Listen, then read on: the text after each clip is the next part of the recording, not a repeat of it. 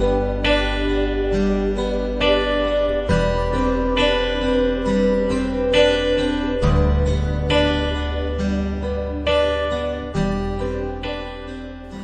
queridos hermanos, que la bendición del Padre, del Hijo y del Espíritu Santo descienda poderosamente sobre cada uno de ustedes y sobre cada uno de los miembros de su familia.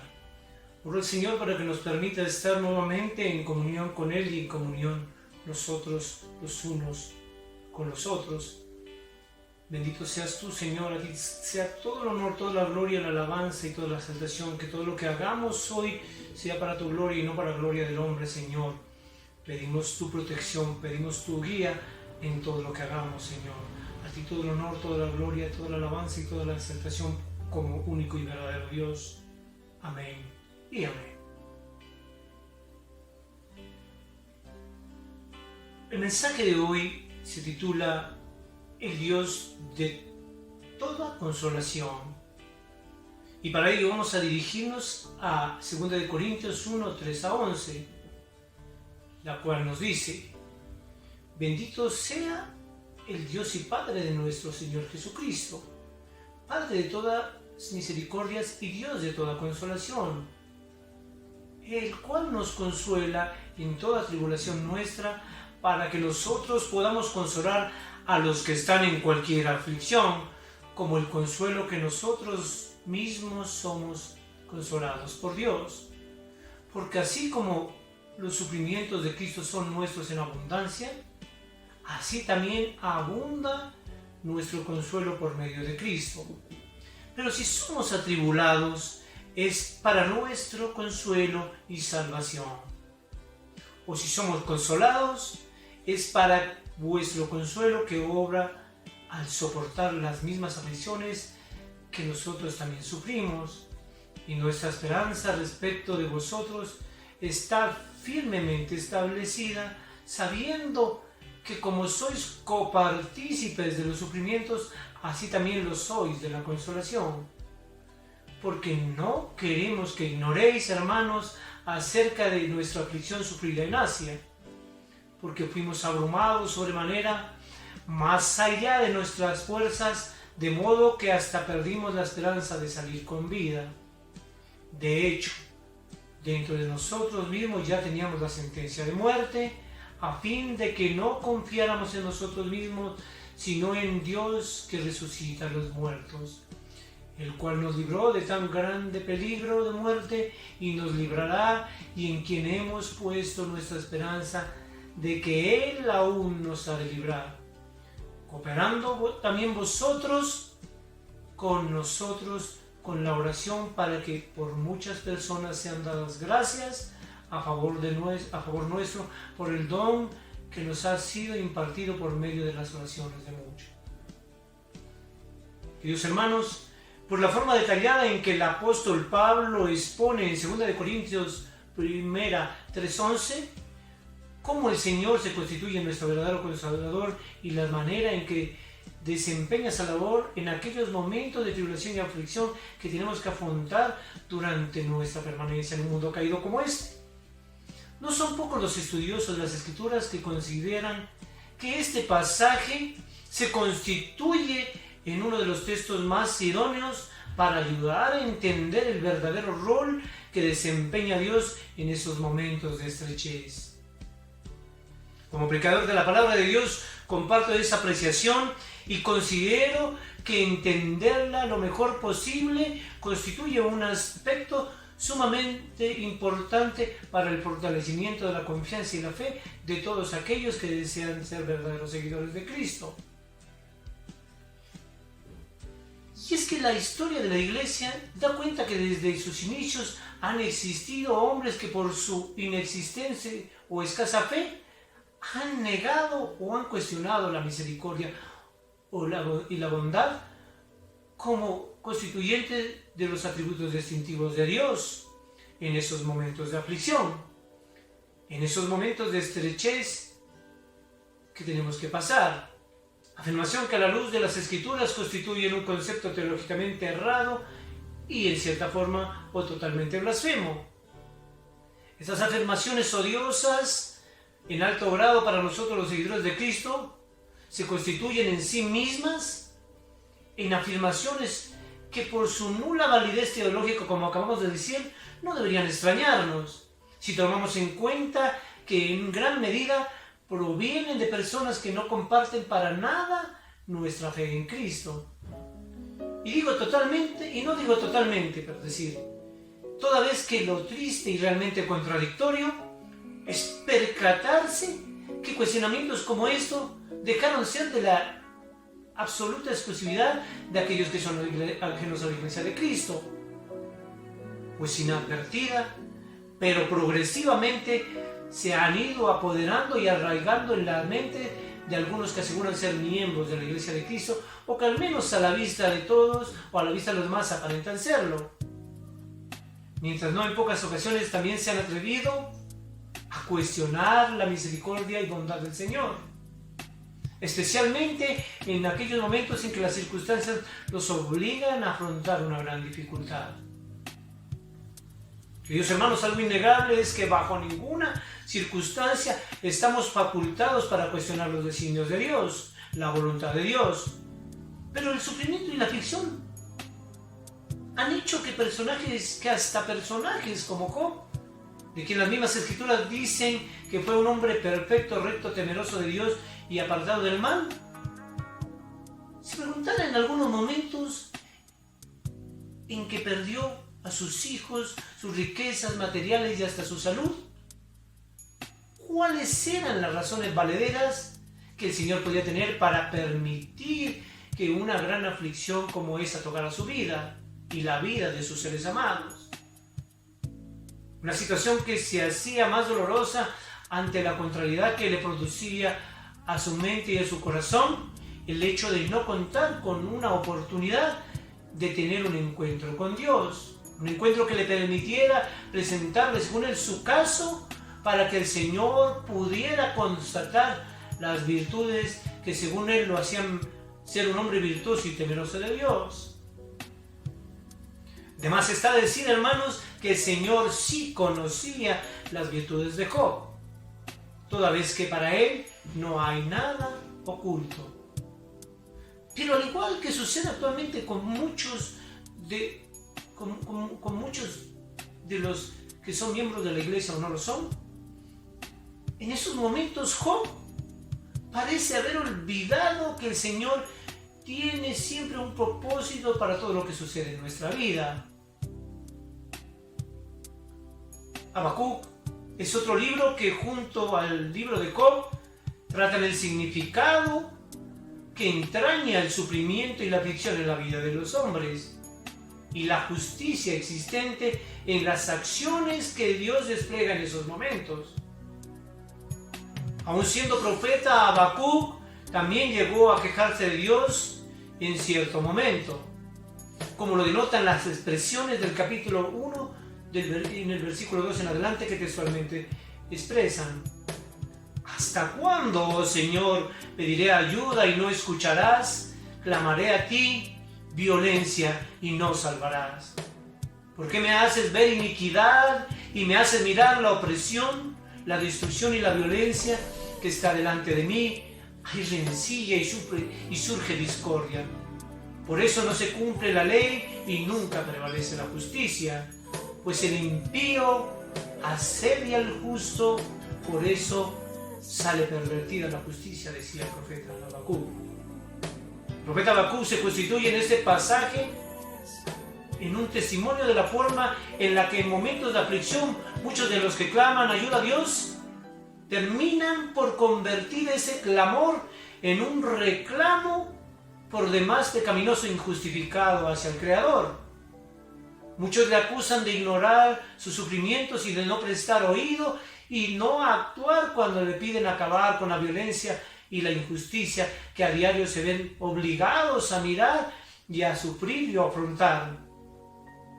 En síntesis, le acusan a Dios de permitir la desolación, la destrucción y hasta el incumplimiento de su ley por parte del hombre.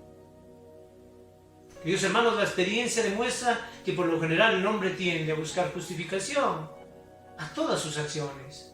Por ello tampoco nos debería extrañar que muchos de aquellos que hacen parte de la Iglesia de Cristo y que se han quejado de Dios argumenten que esas afirmaciones solo fueron producto de un momento de debilidad ante la situación apremiante que les causó una angustia extrema.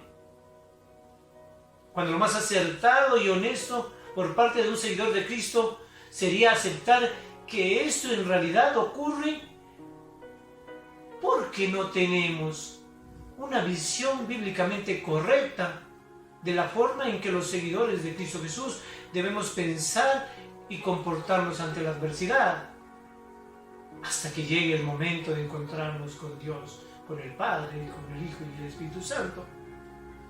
Y es que como miembros de la Iglesia y verdaderos seguidores de Cristo, considero que ante las dificultades y tribulaciones no deberíamos preguntarnos únicamente ¿por qué tengo que pasar por el sufrimiento? ¿O para qué tengo que pasar por el sufrimiento? Considero que lo correcto es que mantengamos siempre nuestros ojos fijos en la cruz de Cristo, en la cruz del Calvario. Luego mirarnos a nosotros mismos y preguntarnos ¿por qué si Jesús, siendo el Hijo de Dios, voluntariamente dejó su trono, bajó a esta tierra, aceptó el sufrimiento y entendió los propósitos que tenía el Padre para permitir todo su sufrimiento? Entonces, ¿por qué yo, siendo un hombre nacido del pecado, nacido en pecado, porque así nos ha conseguido nuestra madre, alguien que no merece nada, no debería pasar por momentos de aflicción? Consciente del valor y significado del sacrificio voluntario de Cristo, considero que preguntarnos ¿por qué no debo yo pasar por el sufrimiento? Debería ser la perspectiva correcta con la cual los seguidores de Cristo deberíamos mirar nuestros momentos de aflicción. De hecho, el apóstol Pablo nos dice literalmente en Filipenses 1:29: porque a vosotros se os ha concedido por amor, es decir, por causa de Cristo, no solo creer en Él, sino también sufrir por Él. Pablo nos recuerda en este versículo que además del privilegio de creer en Cristo Jesús, a sus verdaderos seguidores, como lo eres tú, como lo soy yo, también se nos ha dado o se nos ha concedido el privilegio por parte de Dios de sufrir por su causa. Algo para lo cual el Señor nos ha capacitado, porque Él no deja nada al azar. Y dentro de esa capacitación, al igual que si estuviéramos estudiando en una institución universitaria, el Señor ha colocado para nosotros materias obligatorias y materias selectivas, dentro de las cuales el sufrimiento y el dolor son una de las materias obligatorias por las cuales debemos pasar nosotros. Algo que bien nos enseñó Cristo, el Evangelio del Padre. Para los propósitos de hoy, que se concretan a tratar de entender al máximo quién es nuestro verdadero Consolador y cómo actúa y el rol que desempeña en los momentos de sufrimiento y tribulación, los invito, queridos hermanos, en primer lugar, a detallar en 2 Corintios 1, 3, 11, cómo el apóstol Pablo describe el verdadero Consolador y seguidamente la forma como describe cómo ese Consolador nos consuela. Primero describe el Consolador de la siguiente manera. El apóstol Pablo comienza diciendo en su epístola: bendito sea el Dios y Padre de nuestro Señor Jesucristo, Padre de misericordias y Dios de toda consolación. La palabra bendito es una palabra utilizada en el Nuevo Testamento como significado de un elogio, que se concreta a hablar bien de alguien al utilizarla. En este verso, Pablo nos está enseñando la forma en que los hijos de Dios podemos bendecir su nombre. Está hablando bien de Dios, de Él, ante todos. La expresión bendito sea el Dios aparece 3 veces en el Nuevo Testamento. La primera está en 2 Corintios 1:3, que es el texto que nos ocupa hoy. La segunda en Efesios 1:3, y en ella Pablo la utiliza para dar gracias y bendecir a Dios por todo lo que hizo en el pasado y por haberlo escogido a Él. para ese propósito, como instrumento de la predicación del Evangelio, para que pueda el apóstol de los gentiles, como muchos lo llaman.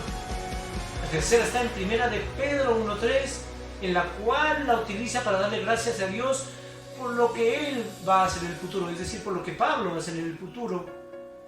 Porque Dios nos ha llamado a una esperanza en el futuro, hermanos, a una esperanza viva y no muerta.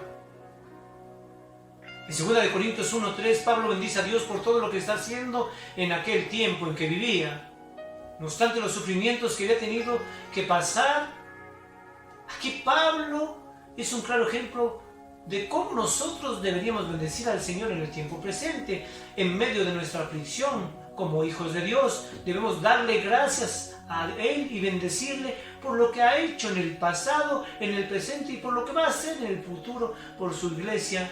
Y al igual que Pablo, decir: bendito sea Dios, Padre de toda misericordia, Dios de toda consolación. Las Escrituras demuestran cómo hemos sido bendecidos grandemente por el Señor, tanto para darle gracias y bendecir su nombre.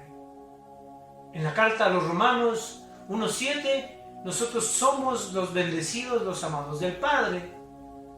Y en Efesios 1:6 nos enseña que nosotros hemos sido aceptados como hijos en el amado de Dios, que es Cristo Jesús. De tal forma que cuando Cristo murió, debes tener en cuenta: yo morí con Él. Y cuando Cristo resucitó, yo resucité en Cristo. Y todo ello por gracia. ¿Por gracia de quién? Por gracia de Dios. Sin merecimiento. Recordemos siempre que en Cristo tengo sin merecimiento toda la protección que necesito. Y por Él somos, como bien dice Pablo, los amados de Dios. Pablo bendice al Consolador y seguidamente lo pasa a describir. Y lo describe como el Padre de las misericordias y Dios de toda consolación. Ahora entendamos que para los hebreos la palabra Padre se utiliza para referirse a Dios como el originador. Contrapuesto a ello, en Juan 8:44 nos dice el Evangelio que Satanás es el padre de mentira, es decir, el originador de toda mentira. Mientras que en el texto bíblico que hoy tratamos, 2 Corintios 1:3-11, nos dice que nuestro Dios es nuestro Padre de misericordias. Es decir, el originador de todas las misericordias que recibo y recibiré en mi vida. Y no solo ahora, sino por toda la eternidad. Cuando Pablo describe misericordias, es decir, habla en plural, es decir, lo describe como Padre de misericordias a nuestro Dios, nos recuerda que nosotros no recibimos misericordia en una sola ocasión, sino en innumerables ocasiones, es decir, día tras día. En Jeremías, el autor de Lamentaciones, nos dice de esta manera, algo que debemos tener en cuenta y algo que debes recordar en estos momentos de tribulación que estamos pasando. Aquí Jeremías dice: si no fuese por tus misericordias, ya hubiésemos sido consumidos. Mas en ello podemos afirmar que si no fuese por la misericordia infinita de Dios, por su bondad inconmensurable, en cualquier momento desde que empezó este tiempo de aflicción y de tribulación, ya hubiésemos sido consumidos totalmente. Pero Dios, que es rico en misericordias, como dice Efesios 2:4, es el mismo Dios que el salmista describe en el Salmo 103:17 como aquel que se extiende desde el principio, es decir, desde el comienzo hasta la eternidad por los siglos de los siglos. En el Salmo 108:4 el salmista describe al Señor como un Dios con una misericordia más alta y más grande que los mismos cielos. Todo esto te da a ti una visión clara de la clase de Dios de Consolador, de la cual nos está hablando Pablo. El Señor, queridos hermanos, es Padre de consolación, Dios de todas las misericordias, la palabra griega paraclaseos aparece en el texto original 10 veces y significa consolación. Ahora, si la mejor consolación la recibimos de Dios, podemos dar de aquello que recibimos de Él. En tal sentido, esta consolación no se asemeja a la de un hombre o a la de los hombres, la cual se limita en muchas ocasiones a dar las palmaditas y decirte que puedes contar con Él, que puedes contar conmigo, te dice un amigo o un conocido en los momentos de tribulación, pero realmente no puede hacer nada en el interior de la persona, de aquel que sufre, de aquel que está pasando por esa tribulación. La palabra paracleseo significa más que eso. Implica estar al lado de alguien y hacer algo, obrar al interior de esa persona, algo que le confortará, le consuela, le fortalece y le prepara para afrontar las dificultades que está pasando, el dolor y la aflicción que está sufriendo. Y es esto lo que realmente hace el Señor en esos momentos de tribulación. Es eso lo que hace nuestro Dios, nuestro Padre de consolación. En Juan 4:16 se describe al Espíritu Santo de Dios como el Paracleto, es decir, el Consolador. Una palabra relacionada con paracleseos del texto que hoy nos ocupa. El Espíritu Santo de Dios obra en ti, en tu interior, en tu alma, en tu mente y en tu espíritu, en esos momentos que estás pasando por una gran tribulación. Pablo nos muestra que la forma en que Dios nos da consuelo es similar a la forma en que el Espíritu Santo actúa en nuestro interior y actúa para los propósitos de Dios. Una vez Pablo nos ha descrito al Señor como Padre de consolación y Dios de todas las misericordias, el apóstol pasa a describirnos cómo se manifiesta esa consolación de Dios en nosotros en los momentos de tribulación y aflicción. De esta descripción podemos decir que ella tiene 5 aspectos que la distinguen de la consolación del hombre y son: primero, la perfección de su consolación; segundo, el propósito de su consolación; tercero, la proporción de su consolación; cuarto, la precisión de su consolación; y 5, el producto final de su consolación. En cuanto a la perfección de su consolación, al respecto, el versículo 4 de 2 Corintios 1:11 nos dice: el cual nos consuela en toda tribulación nuestra. Hermanos, la consolación de Dios, además de ser perfecta, es paternal y personal. Es perfecta porque, a diferencia de la de los hombres, la de Dios se hace presente en toda tribulación y aflicción. Dios jamás nos abandona. No caigas en ese error. Dios no se ha abandonado, ni la mano de Dios ha dejado de extenderse para sus hijos. La consolación de Dios es paternal porque Él es el Padre nuestro, Padre de nuestro Señor y Padre de nosotros. La consolación de Él no es la de aquel del médico que te da calmantes o la del amigo que te da la palmadita, como te he dicho. Es la de un Padre adoptivo que nos ama y nos amó y nos ama tanto que nos hizo coherederos junto al unigénito, a quien entregó para salvación nuestra. La consolación de Dios es personal. Y es personal porque lo hace conforme a la necesidad de la situación que cada uno de nosotros estemos viviendo. Él la diseña y la aplica a cada uno de sus hijos. Y la aplica en el tiempo y en el lugar oportuno, como dicen las Escrituras, de acuerdo a sus sabios propósitos. Si la consolación de Dios o la consolación que Dios le da a aquel que ha perdido o pierde a un ser amado, no puede ser igual a la dispensa que le da a quien, o la consolación que le da a quien está en peligro y necesita valor y fortaleza para afrontar esa dificultad. Cada consolación es diferente.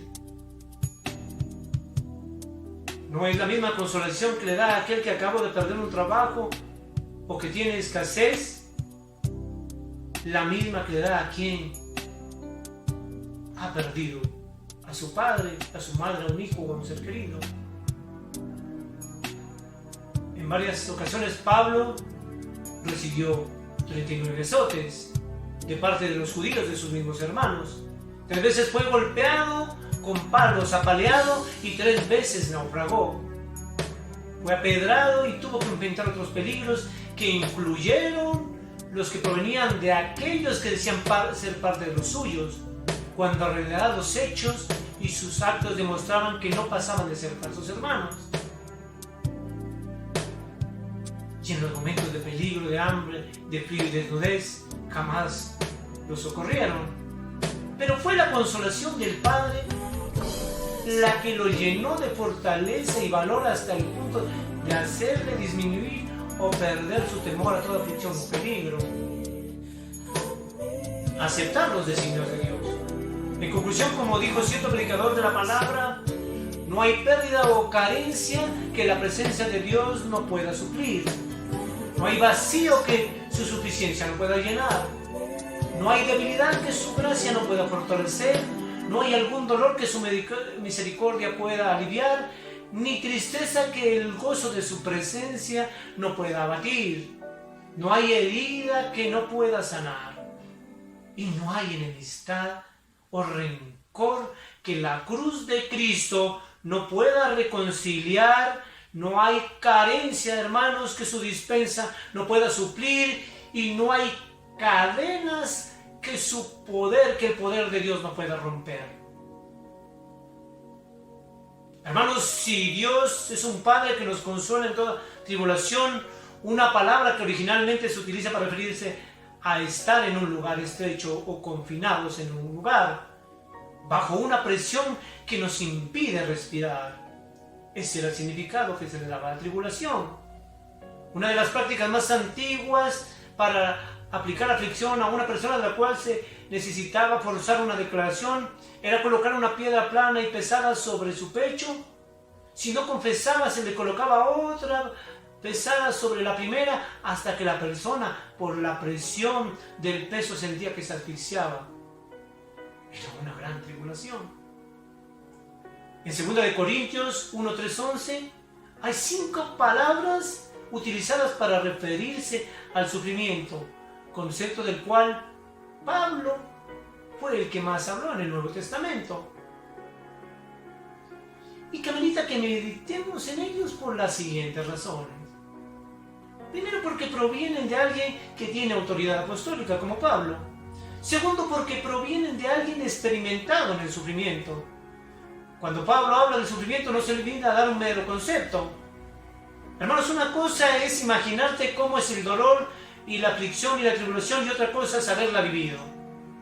Y con base en esa experiencia, poder manifestar a nuestros hermanos fehacientemente cómo tuve que soportarlo y salir victorioso por gracia, misericordia y el poder de Dios.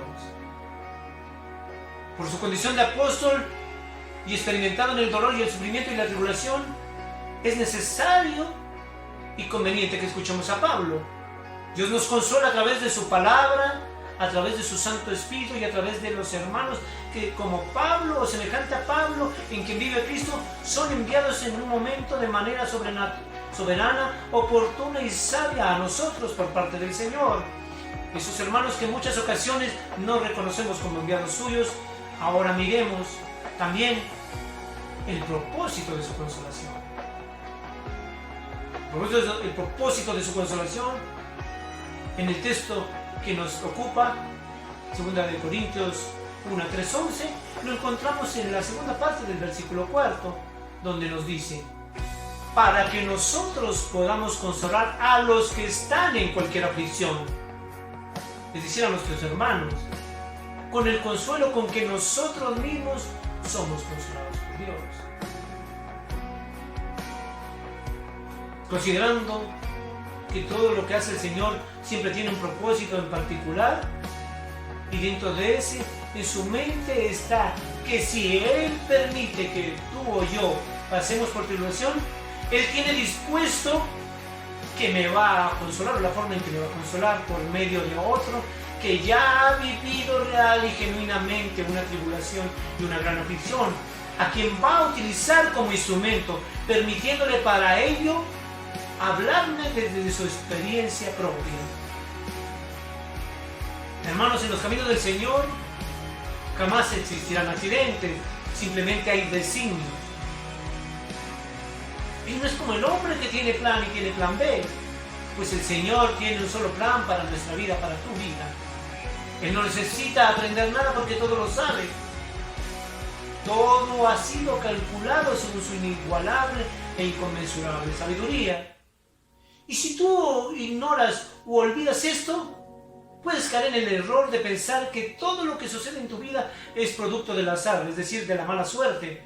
O sabiendo que Dios controla todas las circunstancias de nuestra vida o de tu vida, pasarás a ser como hacen muchos, o como hacen algunos, que la mayoría del tiempo se la pasan tratando de controlar su vida, creyendo ingenuamente que no tienen necesidad de Dios y que Dios no está en control de todo.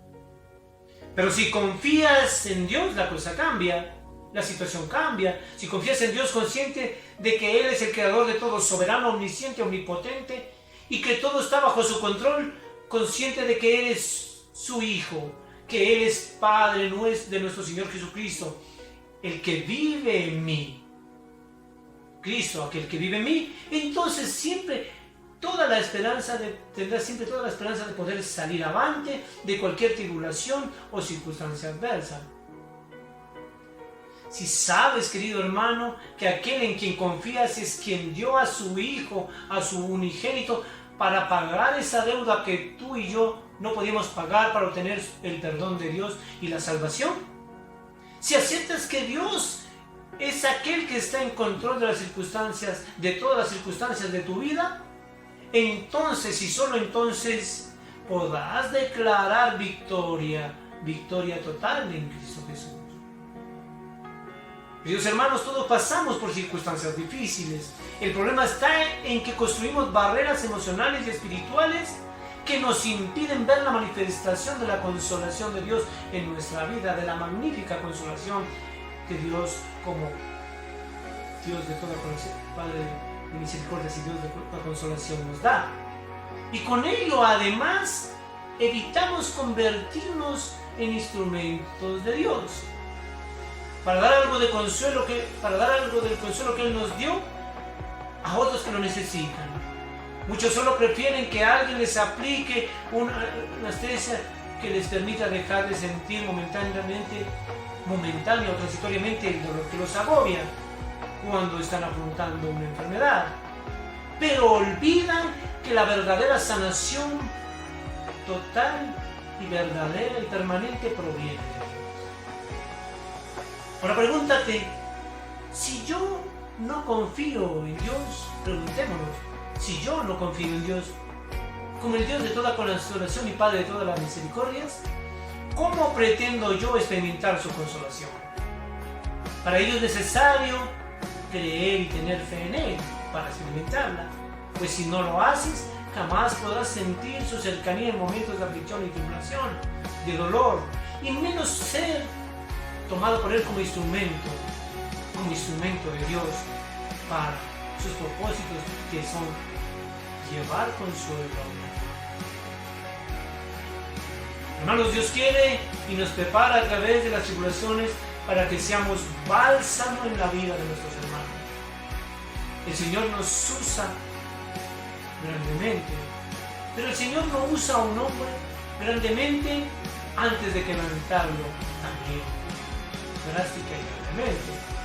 Pero ellos son el apóstol Pablo, Moisés y tantos otros.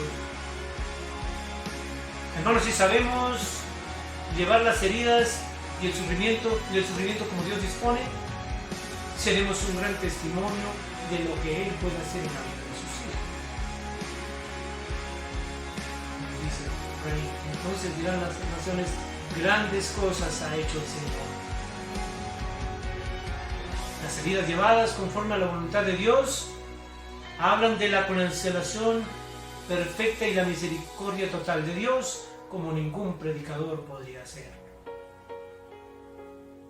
Cuando un pastor que cierto jefe indio, que había abrazado la fe en Cristo, fue sometido a una gran aflicción por ello, confinado y maltratado. Pero aún así, por amor a Cristo, se atrevió a pedirle al jefe mayor que le permitiera ir a otras tribus diferentes a la suya para proclamar el Evangelio de Cristo como se había comprometido y como se lo imponía la Gran Comisión. Al oír esta petición, el jefe mayor le dijo que no, que él le permitía enviar a otro de sus seguidores a realizar esa labor. Entonces el hombre le preguntó al jefe indio: ¿por qué no puede ir yo? Y el jefe mayor le contestó: porque si te envío a ti, corro el gran riesgo de que al mirar el testimonio de tus heridas, realmente puedan creer. Hermanos, Tomás no creía, pero cuando vio las heridas sí creyó. Queridos hermanos, en el mundo, o este mundo, está lleno de aquellos que aseguran predicar la palabra de Dios o dicen ser parte de la iglesia de Cristo Jesús, pero que tajantemente rechazan pasar por un momento de sufrimiento y dolor por amor a Cristo. Estos aceptan solo los momentos de alegría y abundancia y por tanto de ninguna manera podían mostrarle a alguien o a alguno de sus hermanos las heridas y cicatrices que tienen aquellos que por verdadero amor a Cristo aceptaron sin quejarse todo el sufrimiento y el dolor que el Señor permitió en sus vidas para sus fines y sus sabios propósitos. Personas como estas, contrario al apóstol Pablo, tampoco pueden dar testimonio de la forma como Dios consuela o consoló al apóstol y a otros en sus momentos de tribulación y aflicción, de gran dolor. Y cómo por gracia y misericordia pudieron soportarla en la confianza que el Señor los ayudaría o los ayuda o nos ayuda en toda tribulación. Y a pesar de sufrir todas esas tribulaciones y aflicciones, siguieron confiando en Él como verdadero Padre de todas las misericordias y Dios de toda consolación. Hermanos, si podemos llevar las heridas y cicatrices de la aflicción como Dios dispone, como Cristo las llevó y nos enseñó, como muchos mártires de la iglesia de Cristo lo han hecho, serían incontables aquellos que al igual que Tomás se convencerían y dirían: esto no es una ficción, es una realidad. Tenemos un Dios que es un Padre de consolación y Dios de todas las misericordias. Ahora sé que todo lo puedo en Cristo que me fortalece y el Padre que siempre está dispuesto a consolarme y ayudarme en el momento oportuno. A todos aquellos que dicen desear ser seguidores de Cristo, pero que jamás han estado dispuestos a sufrir realmente por su causa y para los propósitos del Padre, a todos ellos hoy les pregunto, o tú mismo les puedes preguntar: ¿dónde están las heridas que han recibido por causa de Cristo?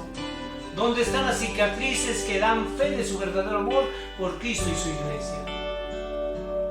Supongo que no tienen respuesta aceptable para estas preguntas, mas sin embargo, algunos no tienen reparo en decir que aman a sus hermanos,